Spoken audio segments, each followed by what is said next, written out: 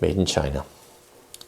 Any wonder why the old-timer badge fell out? The more I looked at it, the more I held it, I could just see that it's just not what they once were.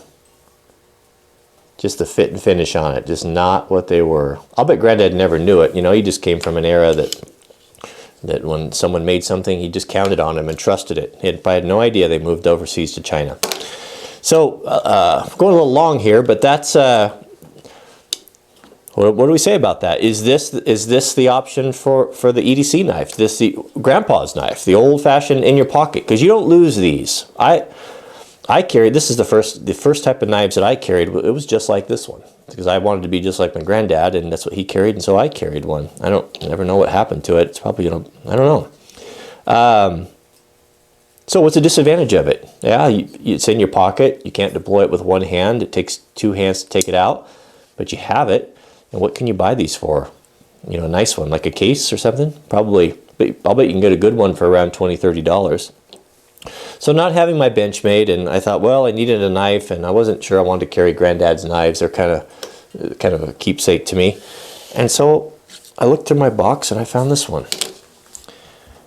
Victoire Knox Tinker. So I've been carrying this around for a week or so, and I thought, well, I'll just carry this around until I get my next Benchmade.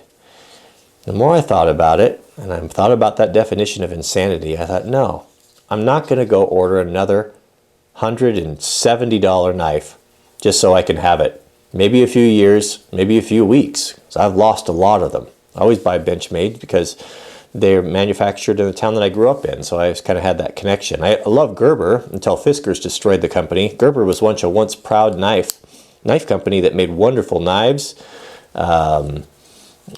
My hunting knives, Granddad hunting knives, our kitchen knives were all from that vintage. They were wonderful, and then they just, well, they went into what they are now, which is just a kind of a big box consumer store. I have been enjoying carrying this knife, and I have selected this to be my new EDC knife. No more clip knives for me. This is what it's going to be. Because what I keep doing is I need a screwdriver, right? There's like one little screw coming loose on something, and I want to tighten it, and it dawns on me, I remember, wait a minute, I got a screwdriver there. I keep using that. Or a Phillips. I want to tighten a screw on a switch cover. I got that there. It saves me a trip from the shop. But it's not a big Herkin affair like these things are. It fits in my pocket and just kind of melts away. Got a toothpick. I've got a tweezers, which I have used to pull metal slivers out of my hand. And I've got two knives, and I've got an awl, and it's a great knife. How much? What are you going to pay for something like this? How about 16 bucks on Amazon? 16 bucks. And the fact that it's in your pocket, and riding in your pocket means, for me anyway, I'm not going to lose it. I just don't lose knives that are in my pocket. They just go back in there. They just kind of live in there. So not only did I lose that, my Benchmade, my 6th or 7th, I lose track, maybe it was 7. I lost my Surefire flashlight. That's been gone for several months now. I'm not going to buy any more of those. They stay on my nightstand. So this is what I'm down to. I'm down to my Victoire Knox Tinker and my first real flashlight I ever bought, the Phoenix LD10. Runs off 1D battery. And no matter, I've lost several flashlights, but between the time I bought this one and the last Surefire I lost, pardon me, but I still have it. It's not as good as my other one. It's not as good as my Phoenix, but I still have it. And it's small enough where I put it in my pocket. Again, the reason why I lost my Surefire light, because of the pocket clip. The pocket clip hangs out there, it catches on things, lifts it out, and gone. So there, between those two knives, you look almost $400 to replace those two. And I'm breaking the cycle of insanity. I'm not going to do it anymore. Not going to do it. So this is my new system. This is my new EDC Carry, you know. So some people like to carry a bigger, more of a larger knife around because they think that they want to be able to defend themselves with it. I would not ever want to be in a knife fight, but neither would I want to get hit with that. Would you? No, not at all. Or even worse than that, I wonder if they designed this, both of the tactical elements are on the same side there. I like to get hit with that. But that's the reason why I carry a gun.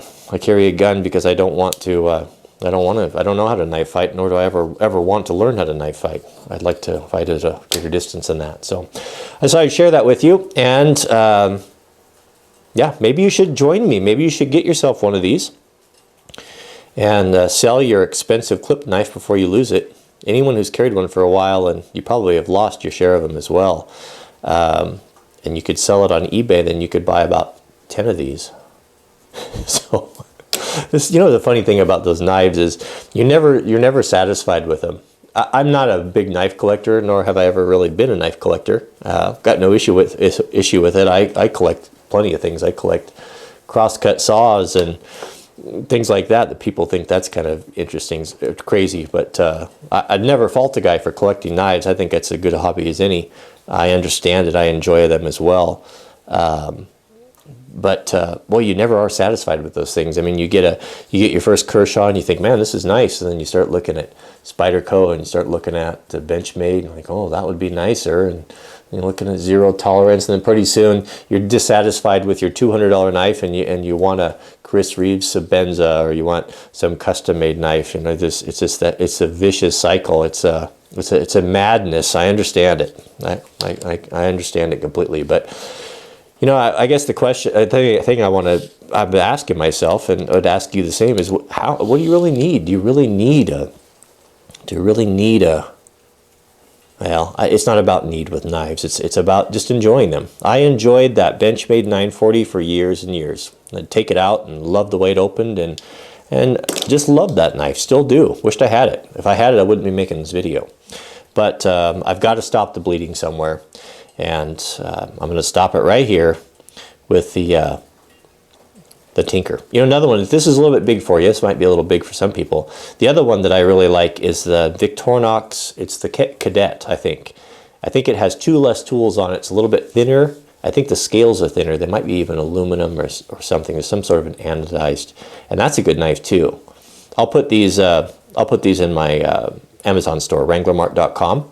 But I think they're around $16. I'll pick a couple of the Victoire Knox and the poor man's, or the common man's. I get in trouble when I use poor man's. The common man's. Let's do a common man's EDC. Let's get back to the basics. A common man's EDC at wranglermart.com, where I'll put a couple flashlights that are really affordable that I've used. I typically only put things in there that I've used. Some of the things I have in the store I have not, but I have it on good report that they are good.